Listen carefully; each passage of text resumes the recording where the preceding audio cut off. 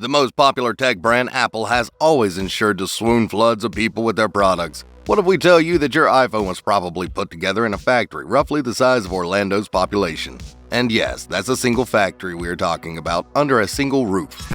But have you ever wondered where the iPhone was created? Is it in an American Apple factory, or is China where the iPhone is made? Well, in that case, you are in for a lot of exciting information today. Welcome to Zhengzhou, China, the production center of approximately half of the world's Apple products. If you use an iPhone, it is possible that it was produced at a vast factory complex in Zhengzhou, China, a city with a population of around 9.5 million in the province of Henan.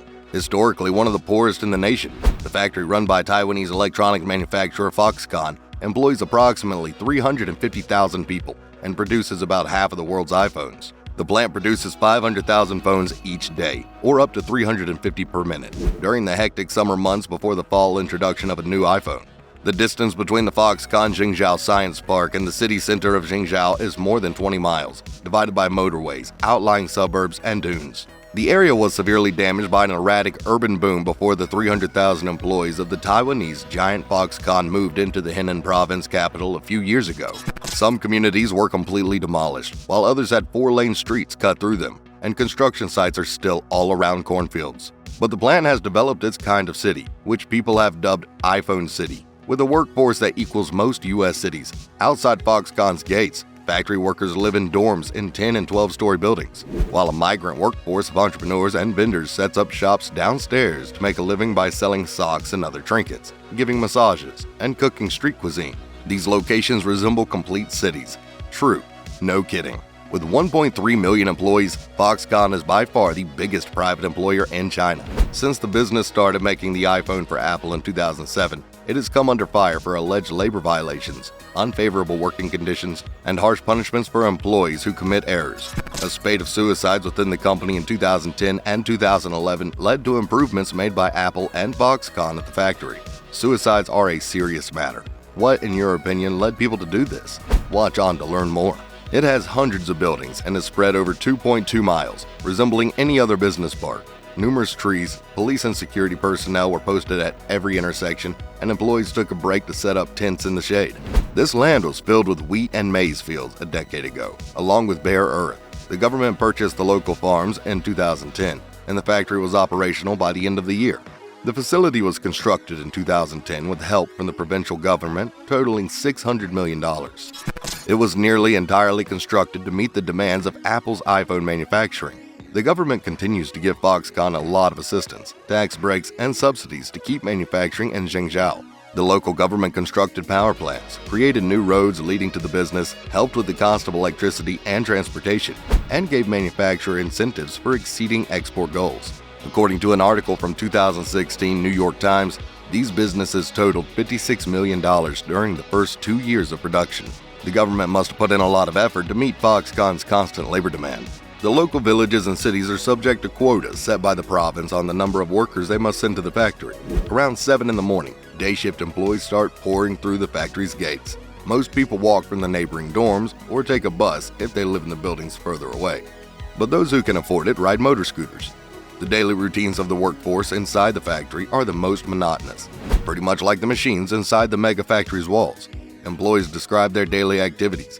Get up at 6:30 in the morning, go to the factory at 7, eat breakfast, and get to work at 8 in the morning. Spend an hour eating lunch. The campus canteen is where most people eat.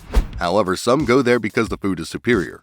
Even though the shift ends at 5 p.m., most employees will accept overtime and stay until 8 or 10 p.m. After work, most have dinner with friends or stay up late playing video games, then retire to bed. The schedule is reversed for those working the night shift, although it is essentially the same. Discipline is highly valued throughout the factory. On the job, though, the rule of the jungle applies. In other words, if there is a problem, the staff cannot rely on the security or police departments to assist them. The most vulnerable ones are being sucked dry of their lifeblood by a little mafia network. Final Assembly Testing and Packaging, or FATP, is done at the Foxconn iPhone factory in Zhengzhou. The assembly process for the iPhone involves about 400 separate phases. Most workers clean the screen, solder a single component, or insert a single screw into the phone's back repeatedly throughout the day. The facility contains spacious boulevards for the numerous buses that transport employees there and the freight trucks that transport goods away. The campus was designated as bonded zone by the province administration, meaning that the Chinese government considers it to be foreign territory. The agreement enables Foxconn and Apple to virtually import and export items, enabling the sale of the products in China or any place else in the world. For factory workers who don't want to eat at Foxconn's cafeteria on campus, a makeshift neighborhood of low-slung stores has been established outside the entrance gate. Many restaurant proprietors are either ex-Foxconn workers or locals who migrated to the area to take advantage of the new facility. Although interns are as young as 16, most factory workers are between 18 and 25. Men and women made up about an equal number of the workers we saw throughout the day. The majority are from Zhengzhou or the surrounding villages in Henan, one of China's poorest provinces with 94 million residents. The bonded zone is an odd arrangement and one of many benefits given to Foxconn by the Zhengzhou government. Even though Foxconn employs practically everyone in the neighborhood, you can distinguish who works in manufacturing by the blue and red vest bearing employee numbers. Starting pay for Foxconn employees at the factory is about 1,900 RMB, or $298 per month. Due to the low wages, the Chinese government does not deduct any payroll taxes from the wages of industrial workers. By working extra hours, most employees can increase their pay up to 60 hours per week, or 4,300 RMB, $676. Chinese legislation only permits 36 hours of overtime each month, but numerous stories claim that employees put in substantially more time during times of high productivity. One of the vast dormitory complexes constructed outside the factory, which employees have called iPhone City, is just a short stroll away. There are a dozen or more apartment buildings with 10 or 12 stories. The streets are lined with little shops that serve the workers. The area has everything the employees could need. Everything. Food, massages, movies, etc.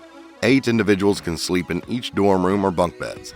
Internet costs an additional 18 RMB, or $2.83, on top of the monthly rent, which comes to about 150 RMB, or $23.60.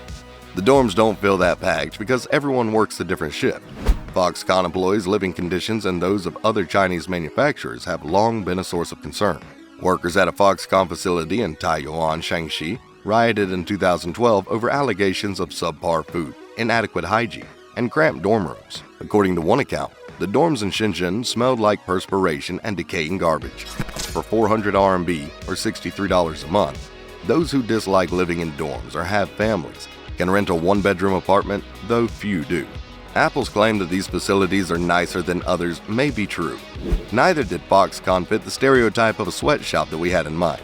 Low pay, hard work days, and poor working conditions are all present. Employee turnover in the sector is extremely high, and hiring is constant. There is the extensive usage of trainees and temporary employees for low-skilled employment. The vast factory complex, made up entirely of gray dormitories and dilapidated warehouses, mix in perfectly with the surrounding areas of the Shenzhen megalopolis. The massive Longhua facility owned by Foxconn is a key supplier of Apple products. It may be the most well-known factory in the world, but is also one of the most closed off and secretive. What do you think is the reality of the mega factory that is quite the mystery it seems to be within those gates and miles of cold walls? Comment below. Until we meet with another exciting video, ciao.